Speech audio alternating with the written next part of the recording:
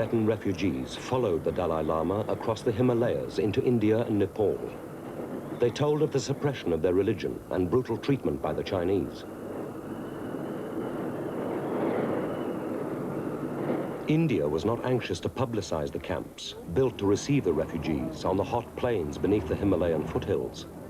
The Chinese were making threatening charges about India harboring reactionaries. Nehru was dismayed and concerned. The refugees in these camps were escaping what the International Commission of Jurists condemned as the systematic killing, imprisonment, and deportation of those Tibetans who opposed Chinese policies in Tibet. Journalists were allowed into the country, and those who were permitted had usually shown themselves to have been sympathetic to the Chinese. In the early 1960s, a British journalist, Stuart Gelder, visited Tibet and filmed what he saw. On the land, there is no sign of mechanization being introduced. The harvest is still sown and reaped as it was in ancient times. And even the help of the Chinese soldiers seen here doesn't speed up the operation by very much. When we arrived in Tibet, we were aware of reports of Chinese atrocities, that the Chinese were suppressing the Tibetan Buddhist religion. Not true. That the Tibetan people were being brutally oppressed. Not true. That the Chinese were killing and torturing the Tibetan people. Not true. The Panchen Lama, spiritual brother of the Dalai Lama. On the ladder of reincarnation, the Panchen Lama is in fact on a higher spiritual rung than his refugee brother, and most Tibetan people now regard him as their religious leader. On the other hand, the Chinese have appointed him to preside over the Lhasa communist government. But the somewhat odd divergence of responsibility seems not to worry him at all. Indeed, he described himself to us as being a Buddhist dialectical materialist revolutionary worker for the people.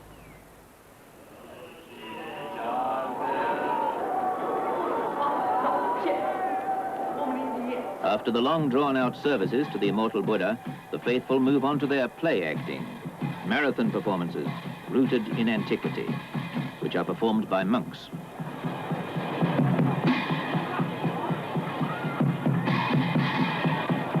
Today, on the top of the maypole, casting a benevolent smile on the people below, is a portrait of the new face the Tibetans must now bow to, the face of their new and mortal leader, Mao Zedong.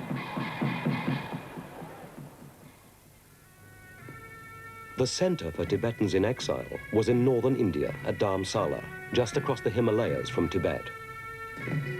By 1970, here in the midst of the Himalayan foothills, the Dalai Lama had established, with India's goodwill, a symbolic 2-acre kingdom where the Tibetan religion and the spirit of the old Tibet were kept alive.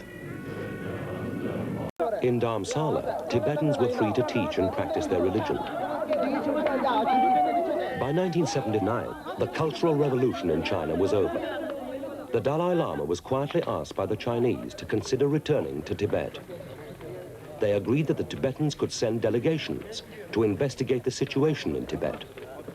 One of the delegates was from London. I was born in the east part of Tibet, and when I was at the age of 8, I was admitted to the monastery.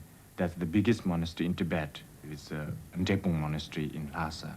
I went to Tibet after 21 years in exile, last year, 1980, to see what is the condition there. And I went as a part of the second delegation, which is sent by Dalai Lama. In the center of Lhasa, the delegations arrived in front of the Chokhang Cathedral. The Tibetans came in thousands, and not only just came to see us, closing their mouths, they were shouting. They were saying, "Long live Dalai Lama, may his wishes be fulfilled."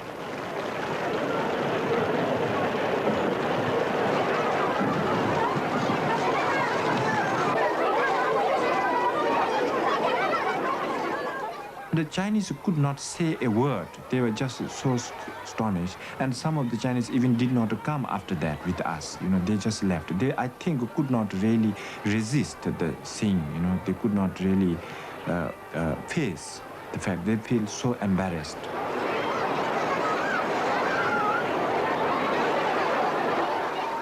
I was really surprised. I mean, of course, that was not only in Lhasa, even right in the East Tibet when we first entered. Wherever we went, people gathered and the people came. I think what the Chinese tried to do in the past 21 years, that completely destroyed the culture, completely, leave no trace, and then introduce a new communist culture, or Chinese culture in Tibet.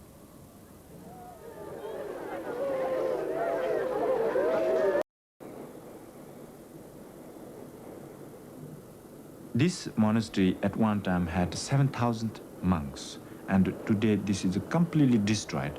You know, we did not come across more than 3 towns where we could see some monasteries living.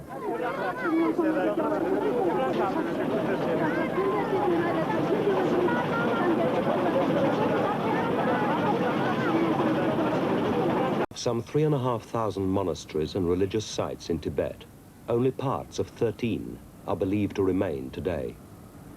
With this destruction has gone not only one people's cultural identity, but a part of the rich diversity of the world we all live in. It is a tragedy not only for the Tibetans, but for all of us.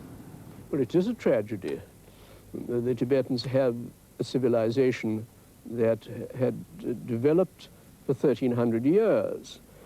They had an immense literature, largely religious, it's true, and they had developed a very special and very important practice of Buddhism, which they kept up and still keep up in exile.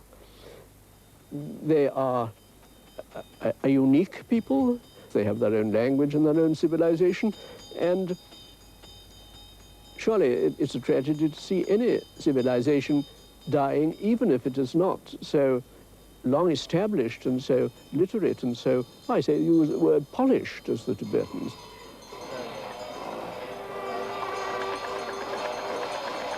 Shangri-La is a state of mind, a dream that we all seem to have some inner need to believe in, and which we placed in Tibet. Then Shangri-La may always exist. But if Shangri-La really was this old Tibet, then Shangri-La is gone forever.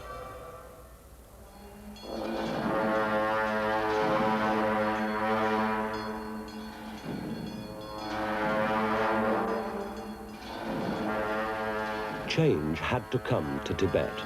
It was, in today's terms, backward, materially undeveloped. But few can believe that the destruction of this, the old Tibet, has benefited the Tibetan people.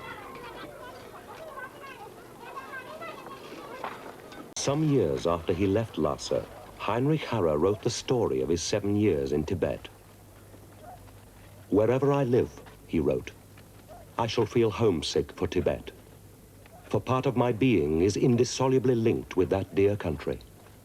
I often think I can still hear the cries of the wild geese as they fly high over Lhasa in the cold, clear moonlight. My heartfelt sympathy is for a people whose will to live in peace and freedom has won so little sympathy from an indifferent world."